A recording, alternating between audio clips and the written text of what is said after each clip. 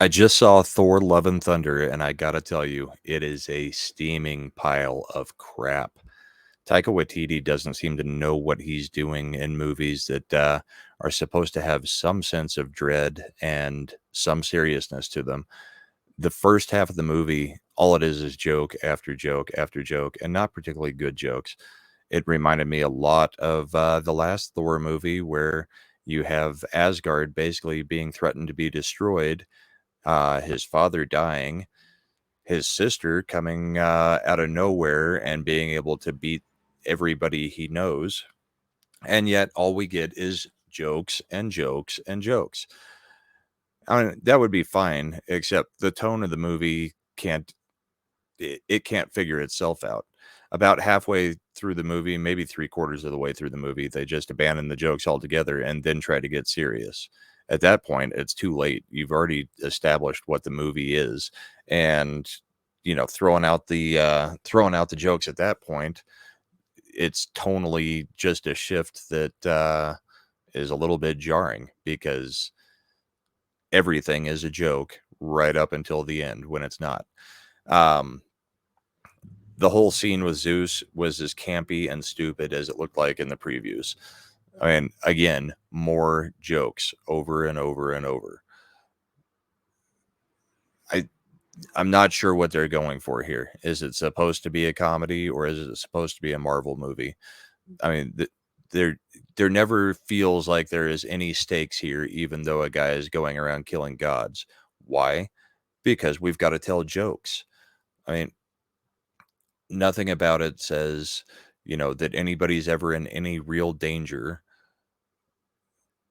The uh, the Jane Foster thing, I mean, sure, I guess that's the plot of the movie.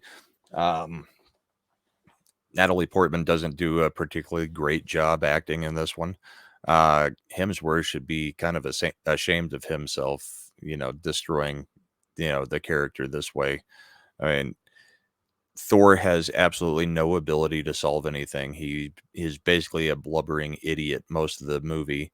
He I don't think he wins really a single fight except for the very beginning where he does win the fight with with the Guardians of the Galaxy at his side, but destroys everything in the process, which was exactly what they were trying to avoid to do. Speaking of the Guardians, what a waste of having all those characters in the movie. I mean, they did nothing with them.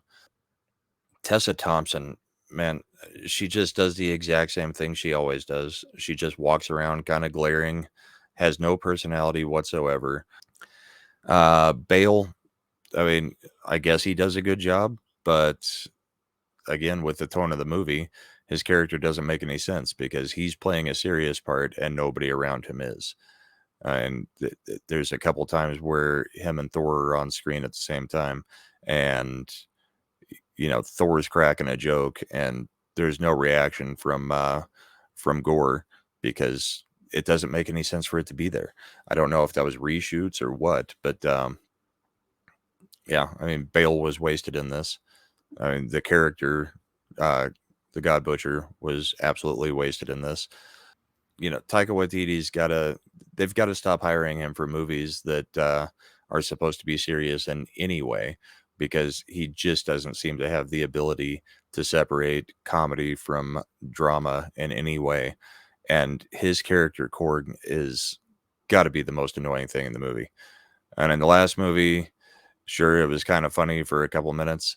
This movie, every time he talks, it's like, please just stop, move on with it. They do another acting thing where they've got Matt Damon doing, a reprisal of his role from the last movie.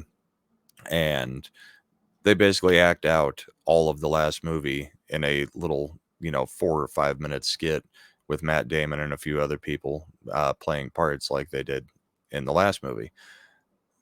And if you don't trust that your audience has even seen the movie before and you have to explain what was going on, then, you know, maybe it's not worth explaining it. Maybe you should have just left that out. There's so much in this movie that should have just been left out. Oh, the goats.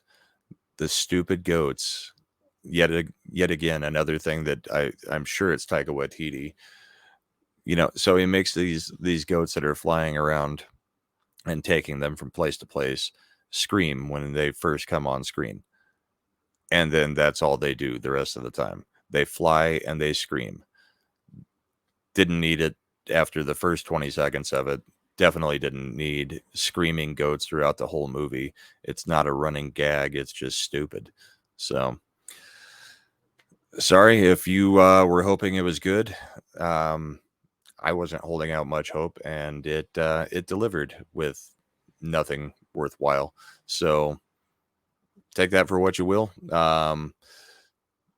I have reviewed other movies that you know I do like some movies, but this one is not one of them.